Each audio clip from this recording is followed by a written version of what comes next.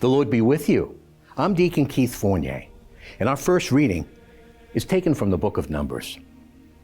Miriam and Aaron too criticized Moses over the Cushite woman he had married. He had indeed married a Cushite woman. They said, "Is Moses the only one through whom Yahweh has spoken?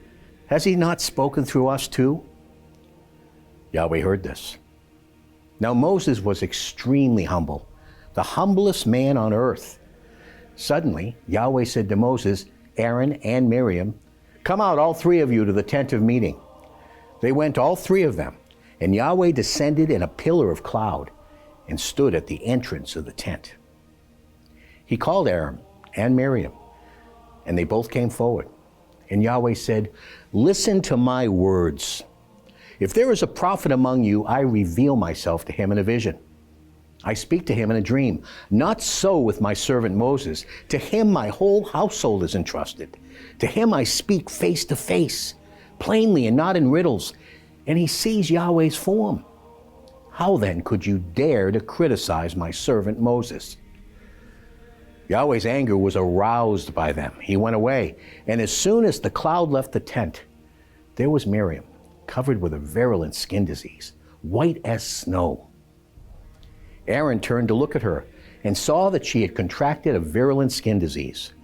Aaron said to Moses, "Oh, my Lord, please do not punish us for the sin we have been foolish enough to commit. Do not let her be like some monster with its flesh half eaten away when it leaves its mother's womb."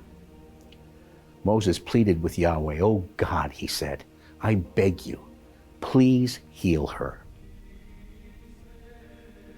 And our response is taken from Psalm 51. "For I am well aware of my offenses. My sin is constantly in mind.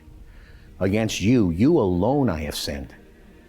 I have done what you see to be wrong, that you may show your saving justice when you pass sentence, and your victory may appear when you give judgment.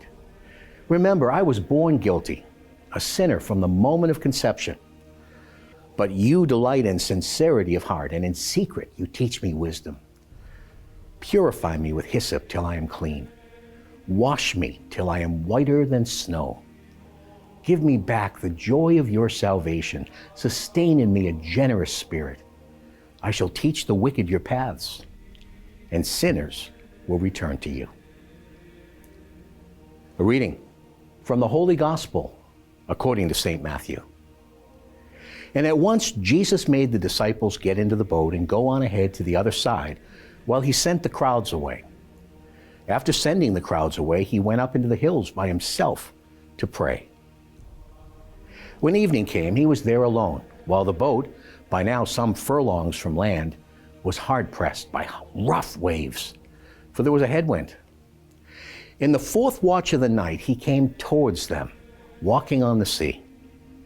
And when the disciples saw him walking on the sea, they were terrified. "It is a ghost," they said, and cried out in fear.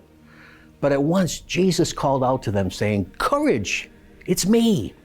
Don't be afraid." It was Peter who answered, "Lord," he said, "if it is you, tell me to come to you across the water." And Jesus said, "Come." Then Peter got out of the boat and started walking toward Jesus across the water. But then noticing the wind, he took fright and began to sink. "Lord," he cried, "save me." Jesus put out his hand at once and held him. "You have so little faith," he said. "Why did you doubt?" And as they got into the boat, the wind dropped. The men in the boat bowed down before him and said, "Truly, you are the Son of God." Having made the crossing, they came to land at Gennesaret. When the local people recognized him, they spread the news through the whole neighborhood and took all that were sick to him, begging him just to let them touch the fringe of his cloak. And all those who touched it were saved. The Gospel of the Lord.